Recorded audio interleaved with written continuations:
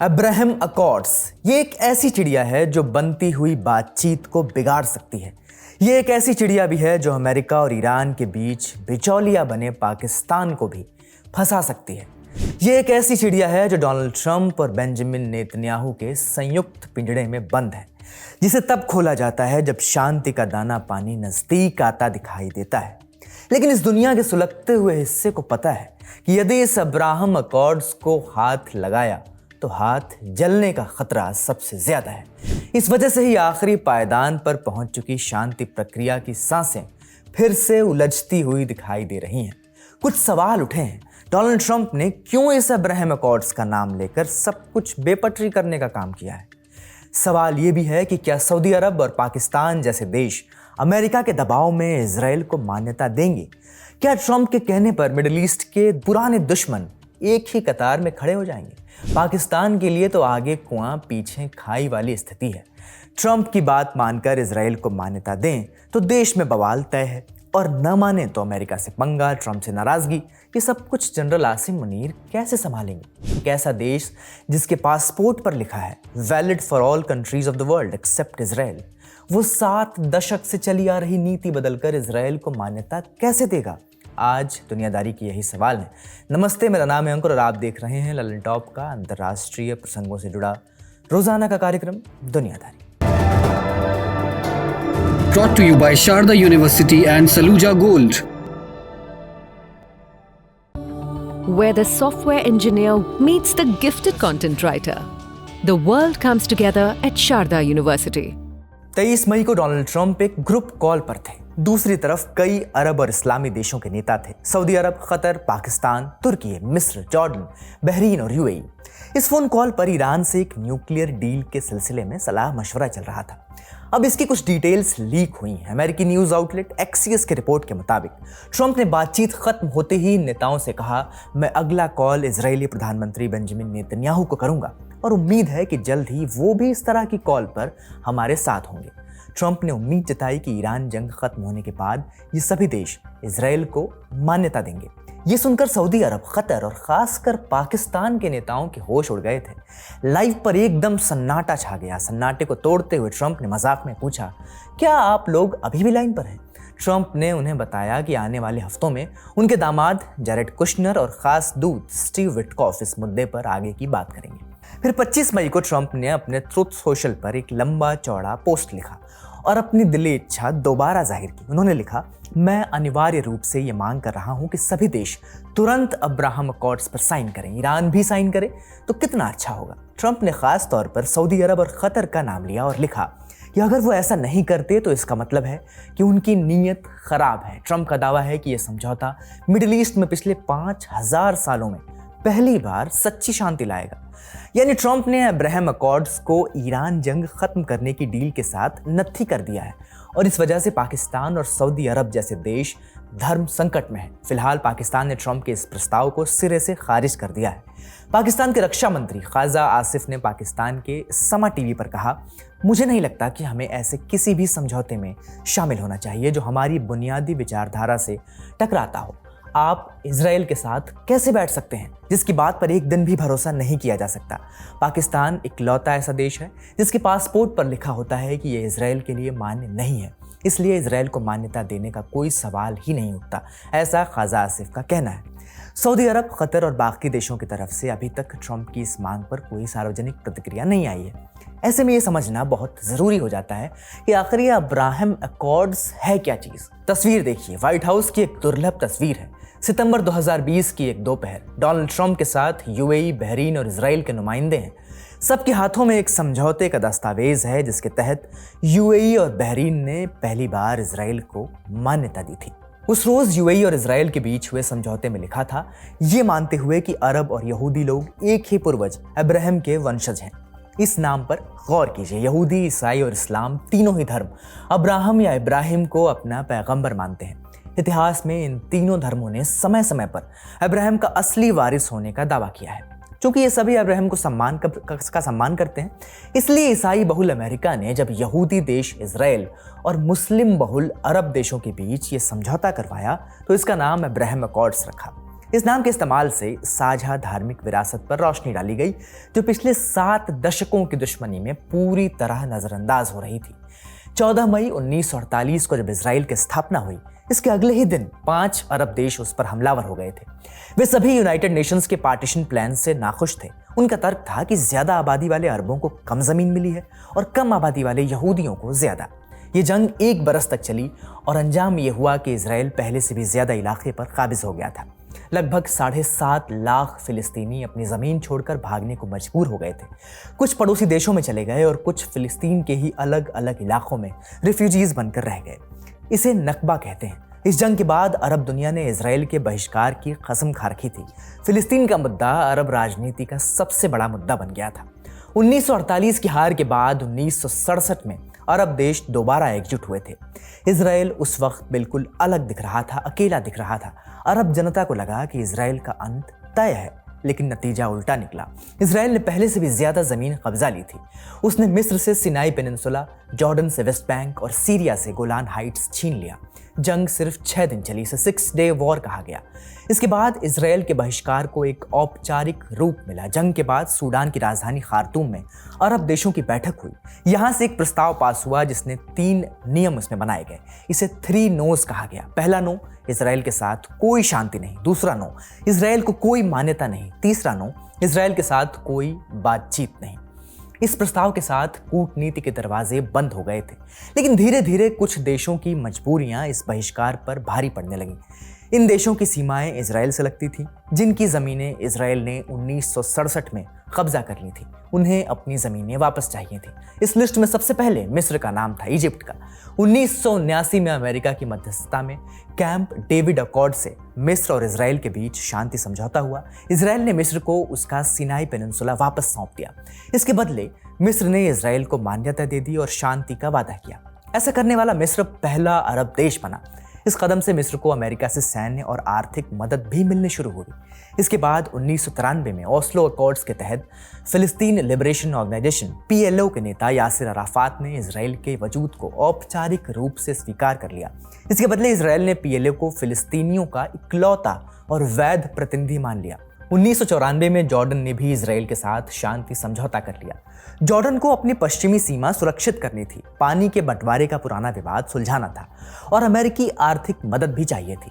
मिस्र और जॉर्डन ने तो अपनी ज़मीनों और सीमाओं की सुरक्षा के लिए इजराइल से डील कर ली, लेकिन बाकी अरब दुनिया, खासकर सऊदी अरब, UAE और बहरीन जैसे खाड़ी देशों की न तो इजराइल से कोई सीमा लगती थी और न ही इजराइल ने इनकी कोई ज़मीन कब्जाई थी। इसलिए उनके पास इजराइल से शांति स्थापित करने या रिश्ते बनाने की कोई सीधी वजह, डायरेक्ट वजह नहीं थी। इनका बहिष्कार बदस्तूर जारी रहा। फिर 2000 के दशक में सऊदी अरब की अगुवाई में अरब लीग ने अरब पीस इनिशिएटिव शुरू किया। इसमें इजराइल को ऑफर दिया गया था कि अगर वो 1967 के युद्ध में कब्जाई गई सारी ज़मीन छोड़ दे और पूर्वी यरूशलेम को राजधानी बनाकर एक आज़ाद फिलिस्तीन देश की स्थापना करने दे, तो अरब दुनिया उससे रिश्ते सामान्य कर लेगी, उसे मान्यता भी देगी। इजराइल ने इससे इनकार कर दिया। करीब 2 दशकों तक यही सब चलता रहा। अरब देशों ने तय कर लिया था कि इजराइल से रिश्ते तभी बहाल होंगे जब फिलिस्तीन को उसका हक मिल जाएगा। भारत का सबसे भरोसेमंद Saluja gold TMT bar. Saluja gold TMT। अब सही पकड़े हो कॉन्ट्रैक्टर बाबू, मजबूती सब कुछ है। वैसे तो ये बहिष्कार बहुत सख्त था, लेकिन बदलाव की गुंजाइश तब पैदा हुई जब मिडिल ईस्ट की भू राजनीति, जियोपॉलिटिक्स बदलने लगी।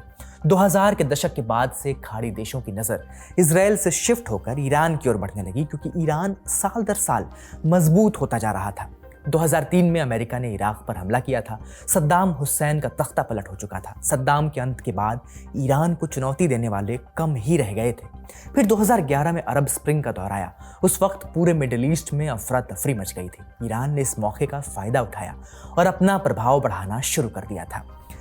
उसने अपने प्रॉक्सी गुटों का एक मजबूत नेटवर्क तैयार किया। लेबनान में हिजबुल्लाह, इराक में पॉपुलर मोबिलाइजेशन फोर्सेस, यमन में हूती विद्रोही, गजा में हमास, हर तरफ ईरान की मौजूदगी थी। सीरिया में पूर्व राष्ट्रपति बशर अल असद भी ईरान के पक्के दोस्त हुआ करते थे। सऊदी अरब, UAE और बहरीन जैसे खाड़ी देशों के लिए ईरान का यह घेराव खतरे की तरह था। ईरान के पास मिसाइल्स और ड्रोन्स की तकनीक भी आ चुकी थी। उसी दौर में यानी 2010 के दशक में अमेरिका ने भी ऐसे सिग्नल्स देने शुरू किए, ऐसे संकेत देने शुरू किए कि उसका उसका फोकस अब मिडिल ईस्ट से हटकर एशिया यानी चीन को काउंटर करने की तरफ जा रहा है। इससे खाड़ी देशों की घबराहट और भी बढ़ गई। उन्हें लगने लगा कि अपनी सुरक्षा के लिए अमेरिका पर निर्भरता अब हमेशा के लिए काम नहीं आएगी। इस बदलते हुए माहौल में इजराइल से पुरानी दुश्मनी अब खाड़ी देशों के लिए मुफीद नहीं थी। खाड़ी देशों, खासकर यूएई की नई लीडरशिप, जो यंग लीडरशिप थी, उसको अब पुरानी अरब विचारधारा से ज्यादा अपनी इकोनॉमी और मॉडर्नाइजेशन, आधुनिकता की फिक्र थी। वो जानते थे कि इजराइल के पास दुनिया के बेहतरीन हथियार और तकनीक है। ईरान के नेटवर्क्स में उसकी खुफिया घुसपैठ है। अमेरिका में भी उसका रसूख है, ज़बरदस्त लॉबिंग ताकत है। फिर दुश्मन का दुश्मन दोस्त हो जाए तो बेहतर ही है। इसी ख्याल से अंदर खाने मुलाकातें शुरू हुई। कुल जमा एक नया मिडिल ईस्ट पैदा हो रहा था, जिसकी प्राथमिकताएं अब विचारधारा और फिलिस्तीन से तय नहीं होती थी। ऐसे माहौल में एंट्री हुई डोनाल्ड ट्रंप की। 2016 में वो पहली बार राष्ट्रपति बने। राष्ट्रपति की कुर्सी उन्हें पहली बार मिली। अपने पहले कार्यकाल में उन्होंने एक के बाद एक इजराइल के पक्ष में कई फैसले लिए। उनमें से एक फैसला ये भी था कि उन्होंने ईरान डील भी तोड़ ली थी और ईरान पर दोबारा पाबंदियां लगा दी थी। उसी दौर में उनके पहले कार्यकाल में ट्रंप के दामाद जैरेड कुशनर की अगुवाई में अब्राहम अकॉर्ड्स का प्लान बना। उस बरस यूएई, बहरीन, मोरक्को, यानी 2020 में यूएई, बहरीन और मोरक्को और सूडान इस समझौते में शामिल हुए। अब्राहम अकॉर्ड्स को पीस डील का तमगा मिला, लेकिन इस डील में इजराइल फिलिस्तीन विवाद को साफ तौर पर किनारे लगा दिया गया था। फिलिस्तीनियों को पूरी तरह नज़रअंदाज कर दिया गया था। ये शर्त पीछे छूट गई थी कि दोस्ती के लिए फिलिस्तीन देश बनना ज़रूरी है, जबकि इस अब्राहम अकॉर्ड्स का एक मकसद था, जो बड़ा मकसद था, वो ये था कि हमें मिडिल ईस्ट में शांति स्थापित करनी है। लेकिन शांति स्थापित करने के इस मकसद को ध्यान में रखते हुए भी उन्होंने फिलिस्तीन से अपना ध्यान हटा लिया। फिलिस्तीन को पूरी तरह किनारे कर दिया गया। अब्राहम अकॉर्ड्स की ऐसी खामियां 2023 में साफ तौर पर सामने आई। तब जो बाइडेन अमेरिका के राष्ट्रपति बन चुके थे। ट्रंप का पहला कार्यकाल खत्म हो चुका था। 2023 में मिडिल ईस्ट में अमेरिका की पकड़ को कमजोर करने के लिए चीन ने सऊदी अरब और ईरान के बीच रिश्ते बहाल कराए। 2020 के अब्राहम अकॉर्ड्स के बाद अमेरिका ने ईरान को अलग थलग करने की जो कोशिश की थी, वो अब कमजोर पड़ती दिख रही थी। लिहाजा अमेरिका ने सऊदी अरब और इजराइल के बीच डील कराने की मुहिम शुरू की। नाम दिया गया Saudi Arabia Israel normalisation deal. Target था कि सऊदी अरब देश के तौर पर इजराइल को मान्यता दे। बदले में अमेरिका ने सऊदी को 3 वादे किए। उसे नेटो के लेवल की सिक्योरिटी गारंटी मिलेगी, सिविल न्यूक्लियर प्रोग्राम में मदद मिलेगी और फिलिस्तीन को आज़ाद देश बनाने का रास्ता खोला जाएगा। अमेरिका इस डील के लिए मेहनत कर रहा था, क्योंकि वो जानता था कि अगर सऊदी अरब और इजराइल साथ आ जाते हैं तो अब्राहम अकॉर्ड्स को आगे बढ़ाने में बहुत आसानी होगी। ऐसे में ईरान अपने ही पड़ोसियों के बीच कूटनीतिक तौर पर अलग थलग पड़ जाएगा, लगभग घिर जाएगा। गजा में मौजूद हमास भी इस खतरे को समझ रहा था। हमास को लंबे समय से ईरान से पैसा, हथियार और ट्रेनिंग मिलती रही है। गजा से मिले एक दस्तावेज में हमास नेता याह्या सिनवार ने लिखा था कि सऊदी इजराइल समझौते को रोकने के लिए कुछ बड़ा करना जरूरी है। इसके कुछ ही दिनों बाद 7 अक्टूबर 2023 को हमास ने इजराइल पर हमला कर दिया। 1100 से ज़्यादा इजरायलियों की मौत हो गई और नेतन्याहू ने हमास के खिलाफ जंग का ऐलान कर दिया। गजा युद्ध की वजह से अरब इजराइल रिश्ते सिर्फ बिजनेस तक सिमट गए। हालांकि रणनीतिक फायदों की वजह से किसी भी देश ने समझौता तोड़ा नहीं था, अब्राहम अकॉर्ड से पीछे नहीं हटे थे। लेकिन गजा जंग की वजह से ये बाकी अरब देश जो थे वो अब्राहम अकॉर्ड से खासे दूर चले गए। जैसे जैसे जंग बढ़ती गई, सऊदी के लिए इजराइल से डील करना पॉलिटिकली इम्पॉसिबल हो गया। घरेलू राजनीति में ये संभव नहीं था। मोहम्मद बिन सलमान ने साफ कर दिया कि जब तक इजराइल फिलिस्तीन को अलग देश बनाने पर सहमति नहीं जताएगा, तब तक उनके रिश्ते सामान्य नहीं हो पाएंगे। उधर अमेरिका का ध्यान भी सऊदी इजराइल डील से छूटकर हमास जंग पर चला गया। फिर बाइडेन का कार्यकाल पूरा हुआ और ट्रंप सत्ता में लौट आए। अपने दूसरे कार्यकाल में सत्ता संभालते ही ट्रंप सरकार ने ईरान के खिलाफ अपनी पुरानी मैक्सिमम प्रेशर वाली नीति फिर से शुरू कर दी। प्रतिबंधों से जब बात नहीं बनी तो जून 2025 में अमेरिका ने इजराइल के साथ मिलकर ईरान के परमाणु ठिकानों पर हमला भी किया।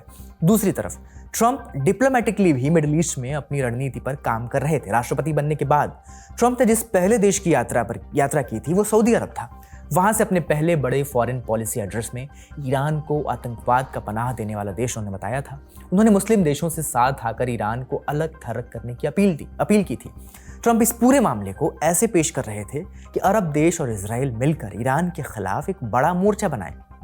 यानी अब्राहम अकॉर्ड सिर्फ रिश्ते सुधारने का समझौता न रहे, बल्कि आगे चलकर एक तरह का रणनीतिक गठबंधन बन जाए, एक स्ट्रेटेजिक कोऑपरेशन बने। अक्टूबर 2025 में ट्रंप ने मिडिल ईस्ट में अपना अगला पत्ता भी फेंका। अक्टूबर 2025 में उन्होंने इसराइल और हमास के बीच सीज फायर का ऐलान किया। सीज फायर से परमानेंट जंग खत्म करने तक का रास्ता तय करने के लिए कई पड़ाव थे। इसमें इसराइल के गजा से हटने और गजा को दोबारा बसाने तक का खाका खींचा गया था। इसके लिए एक बोर्ड ऑफ पीस बनाने का भी सुझाव दिया गया, जिसके तहत कई खाड़ी देशों समेत दुनिया भर के कई देश गजा के रिकंस्ट्रक्शन और सिक्योरिटी का जिम्मा संभालते। जनवरी 2026 में यह बोर्ड अस्तित्व में भी आ गया। इसके लिए ट्रंप को अरब देशों की जरूरत थी, खाड़ी देशों के साथ की जरूरत थी। इसके बाद 28 फरवरी को अमेरिका और इसराइल ने ईरान पर हमला कर दिया। जो कुछ तब तक सिर्फ और सिर्फ प्रतिबंधों से चल रहा था, कूटनीतिक दबाव से चल रहा था, वो जंग में तब्दील हो गया। इसमें supreme leader Ayatollah Ali Khamenei समेत कई सीनियर लीडर्स मारे गए। ट्रंप का प्लान था कि वो ईरान को कमजोर करके उसे एक ऐसी डील पर हामी भरने के लिए मजबूर कर देंगे जो पूरी तरह से अमेरिका और इसराइल के पक्ष में होगा। लेकिन ऐसा नहीं हुआ। ईरान ने अमेरिकी हमलों का जवाब दिया और खाड़ी देशों में मौजूद उसके सैन्य ठिकानों को निशाना बनाया। स्ट्रेट ऑफ हॉर्मुज बंद होने से ट्रंप पर प्रेशर और भी बढ़ गया। लिहाजा उन्होंने सीज फायर का ऐलान किया और ईरान के साथ डील करने की कोशिश में जुट गए। लेकिन अब हालात वैसे नहीं थे जैसा ट्रंप ने सोचा था। हॉर्मुज पर ईरान की पकड़ ने नेगोशिएशन टेबल पर भी उसे अपर हैंड दे दिया। तो अब ईरान को हराने की कोशिश में नाकाम होते ट्रंप अब्राहम अकॉर्ड्स 2.0 के जरिए अपनी साख बचाने में जुट गए हैं। इससे ट्रंप और इसराइल दोनों को मोटामाटी 3 फायदे होते दिख रहे हैं। पहला, ईरान डिप्लोमेटिक और मिलिट्री लेवल पर पूरी तरह आइसोलेट हो सकता है। डील होने पर खाड़ी देशों और इसराइल के बीच डिप्लोमेटिक रिश्ते बन जाएंगे। इससे इन देशों के बीच इंटेलिजेंस शेयरिंग भी शुरू हो सकती है, जिससे आने वाले समय में ईरान से जुड़े खतरों को भांपना आसान हो जाएगा। दूसरा, इसराइल हमास सीज फायर के बाद गजा को ट्रंप के प्लान के मुताबिक दोबारा बनाने और वहां खाड़ी देशों की सेना तैनात करने का रास्ता और भी आसान हो जाएगा। इससे इसराइल को स्टेबल पड़ोसी मिल जाएंगे और गजा को चरमपंथी संगठनों से आज़ाद रखने की जिम्मेदारी इसराइल के अलावा अरब देशों पर भी आ जाएगी। वहीं फिलिस्तीन देश की स्थापना, इसकी जो मांग है, ये भी ठंडी पड़ सकती है। तीसरा, डील होने से ट्रंप और नेतन्याहू दोनों को ही अपने अपने देशों में राजनीतिक फायदा भी मिलेगा। घरेलू राजनीति में अमेरिका में इस साल मिड टर्म इलेक्शंस हैं। ईरान जंग और तेल के बढ़ते दामों की वजह से फिलहाल ट्रंप के जीतने के आसार बेहद कम नजर आ रहे हैं। लेकिन अगर अब्राहम अकॉर्ड्स साइन होते हैं तो ये ट्रंप को एक मजबूत स्थिति में ला सकते हैं। इसराइल में भी इस साल प्रधानमंत्री पद के चुनाव हैं। भ्रष्टाचार और कई दूसरे मामलों की वजह से नेतन्याहू कमजोर नजर आ रहे हैं। लेकिन खाड़ी देशों के साथ एक ऐतिहासिक डील उनके प्रधानमंत्री बने रहने का रास्ता साफ कर सकती है। लेकिन सवाल तो यह है कि अचानक से ट्रंप ये अकॉर्ड क्यों लेकर आ रहे हैं। हमने यूएई में भारत के राजदूत रह चुके नवदीप सूरी से बात की और उनसे पूछा डोनाल्ड ट्रंप ईरान डील को अब्राहम अकॉर्ड से क्यों जोड़ रहे हैं, इसके पीछे उनके क्या मकसद हैं, इससे ईरान को क्या नुकसान हो सकता है। इसमें ट्रंप साहब की शायद अपनी ओरिजिनल थिंकिंग इतनी ना हो। अगर हम थोड़ा पीछे हट के देखें तो ट्रंप तो चाहते हैं कि लड़ाई का जल्दी से जल्दी एक ख़त्म हो जाए जंग और कुछ ना कुछ उनकी डील बन जाए ईरान के साथ। लेकिन इसराइल रेडी नहीं है इसके लिए। इसराइल चाहता है कि इस निज़ाम को, इस हुकूमत को ईरान में ख़त्म किया जाए। और यही उनकी कोशिश जंग की शुरुआत से रही है।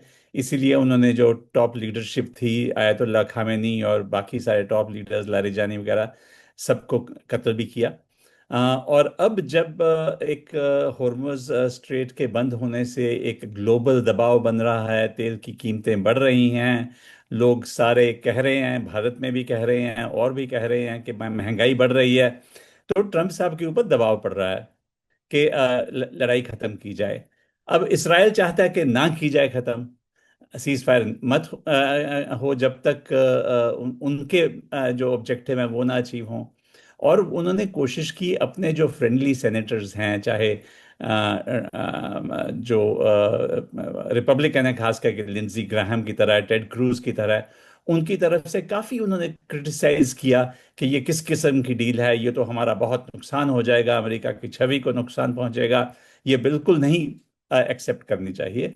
और मैं समझता हूँ कि एक बैकडोर जो है एक एग्रीमेंट को रोकने का, वो ये एक नई शर्त ट्रंप के जरिए रखवा दी गई है कि हम पीस चाहते हैं और इसके लिए ज़रूरी है कि अब्राहम अकॉर्ड्स ज्वाइन किए जाएं।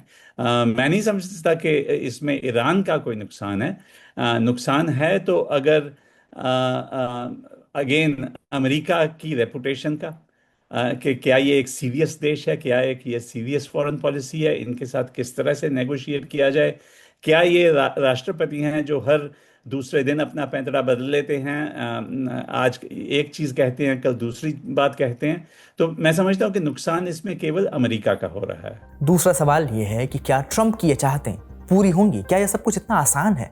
खासकर पाकिस्तान जैसे देश अगर इजराइल को मान्यता दें तो अपनी घरेलू राजनीति को कैसे मैनेज करेंगे? पाकिस्तान के लिए आगे कुआं पीछे खाई वाली स्थिति है, जैसा हमने बताया। ट्रंप की बात माने तो देश में बवाल तय है और न माने तो अमेरिका से पंगा। पाकिस्तान ने अपने 78 साल के इतिहास में कभी इजराइल को मान्यता नहीं दी है। जाहिर है वो इजराइल के साथ खड़े होते हुए नहीं दिखना चाहता। यही मामला सऊदी अरब का भी है। ऐसे में क्या ये सब सिर्फ ट्रंप का नया शगुफ्ता है या फिर आने वाले वक्त में अब्राहम अकॉर्ड्स में और भी देश जुड़ सकते हैं? और अगर हम देखें कि जो उन्होंने पहली ट्वीट की थी तो उसमें उन्होंने तुर्की और इजिप्ट और जॉर्डन और अनेक कई देशों के नाम लिए थे, लेकिन तुर्की के काफ़ी साल से डिप्लोमेटिक रिलेशंस हैं इजराइल के साथ, जॉर्डन के भी हैं, इजिप्ट के भी हैं, यूएई के तो हैं ही, और बहरीन के।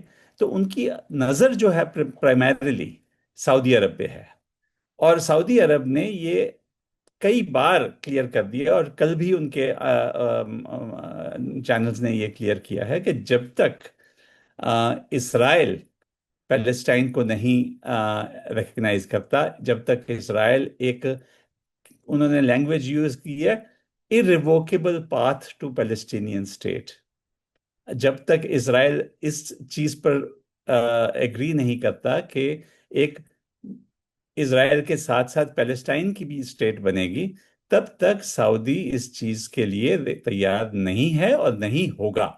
और सऊदी ने, लोग समझते नहीं है, ऑलमोस्ट आज 20 साल हो गए हैं, 2002 में या 2003 में शायद सऊदी ने एक पीस प्लान प्रपोज की थी, जिसमें उन्होंने बोला था कि सारे अरब देश इसराइल को रिकग्नाइज करेंगे अगर इसराइल अलाउ करे पैलेस्टीनियन स्टेट को।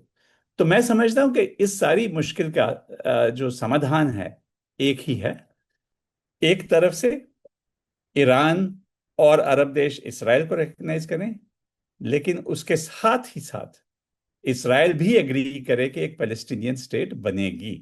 लेकिन जो हम नेतन्याहू सरकार की पॉलिसीज देख रहे हैं उसमें मेरे मन में जरा भी शक नहीं है कि उनकी पूरी कोशिश है कि किसी भी हालत में, किसी भी तरीके से पैलेस्टीनियन स्टेट ना बन पाए। अगर गाजा की बात देखें तो उन्होंने तकरीबन गाजा को अनलिवेबल कर दिया, और जो भी उसकी ओरिजिनल टेरिटरी थी आज 60% तकरीबन इसराइल के कब्जे में है। वेस्ट बैंक का अगर हम एरिया देखते हैं तो ऑस्लो एग्रीमेंट जो हुए थे, ऑस्लो अकॉर्ड जो हुए थे, उसमें जो एरिया पैलेस्टीनियंस का था उसमें भी आज इसराइल की इलीगल सेटलमेंट बन रही हैं, और इतनी वायलेंस के साथ वो अपना सेटलमेंट एक्सपैंड कर रहे हैं कि आपने शायद देखा होगा कि कल इजराइल के राष्ट्रपति का, प्रेसिडेंट हर्जोग का एक बड़ा क्लियर बयान आया कि ये जो ज्यूइश सेटलर्स हैं ये एक्सट्रीमिस्ट हैं, और ये इसराइल की रेपुटेशन को, इसराइल की वैल्यूज को, इसराइल की मोरालिटी को खत्म कर रहे हैं अपने एक्शन से। तो मैं नहीं समझता कि ज्यूइश सेटलर्स जो एक्सट्रीमिस्ट हैं इस तरह की पॉलिसीज कर पाते, इस तरह की वायलेंस, शरेआम अटैक कर पाते अनआर्म्ड पैलेस्टीनियंस के ऊपर, और जिस तरह से उनकी ज़मीनों पर कब्जा कर रहे हैं, ये मुमकिन होता अगर उनके पीछे नेतन्याहू सरकार की पूरी हिमायत ना होती। और हमने देखा कि किस तरह मिनिस्टर्स जो हैं कुछ इसराइल सरकार के, जो खुद एक्सट्रीमिस्ट तबके से हैं, उनकी किस तरह से बयान रहे हैं और किस तरह से उन्होंने पॉलिसीज से ये इलीगल ऑक्यूपेशन को सपोर्ट किया। तो मैं नहीं समझता कि जब तक नेतन्याहू सरकार का, या जो भी कल को नई सरकार बनती है इसराइल में, उसका रवैया बदलेगा, तब तक मैं नहीं समझता कि कोई भी चांस है कि सऊदी अरब या कोई और एडिशनल देश अब्राहम अकॉर्ड को ज्वाइन करे। बड़ी खबर यहीं तक। आप ट्रंप की इन चाहतों पर क्या सोचते हैं, हमें कमेंट बॉक्स में ज़रूर बताएं। फिलहाल हम बढ़ते हैं सुर्खियों की ओर। पहली खबर रूस से। रूस ने कहा है कि वो जल्द ही यूक्रेन की राजधानी के ऊपर बड़ा हमला करने वाला है। हमले से पहले उसने विदेशी नागरिकों और दूतावास के कर्मचारियों से जल्द से जल्द यूक्रेन की राजधानी छोड़ने को भी कहा है। रूस का कहना है कि यह कार्रवाई पिछले हफ्ते हुए यूक्रेनी ड्रोन हमले के जवाब में होगी। यूक्रेन ने रूसी कब्जे वाले लुहांस्क इलाके में एक हॉस्टल पर हमला किया था जिसमें कम से कम 18 लोगों की मौत हुई थी। रूस के मुताबिक अब वो कीव में उन जगहों को निशाना बनाएगा जहां यूक्रेन ड्रोन बनाता है, उन्हें तैयार करता है और इस्तेमाल के लिए भेजता है। रूस का दावा है कि ऐसे कई ठिकाने पूरे कीव में फैले हुए हैं। इसी वजह से रूस ने विदेशी नागरिकों, दूतावास कर्मचारियों और अंतर्राष्ट्रीय संगठनों से शहर छोड़ने की अपील की है। कीव के लोगों को भी सैन्य और सरकारी इमारतों से दूर रहने को कहा गया है। रूस ने यह भी कहा है कि विदेश मंत्री सर्गेई लावरोव ने अमेरिकी विदेश मंत्री मार्को रूबियो को पहले ही इस बारे में बता दिया है और अमेरिकी दूतावास के कर्मचारियों को निकालने की सलाह दी है। हाल के महीनों में यूक्रेन ने ड्रोन हमलों में काफ़ी बढ़त हासिल की है। इसके जरिए उसने रूस के कई अहम ठिकानों, खासकर ऊर्जा से जुड़े ढांचे, उनको निशाना बनाया है। रूस अब इन हमलों का जवाब देने की बात कर रहा है। आज का दुनियादारी यहीं समाप्त होता है। अपना और अपनों का ख्याल रखिए। देखते रहिए दी ललन टॉप। शुक्रिया। शुभ रात्रि।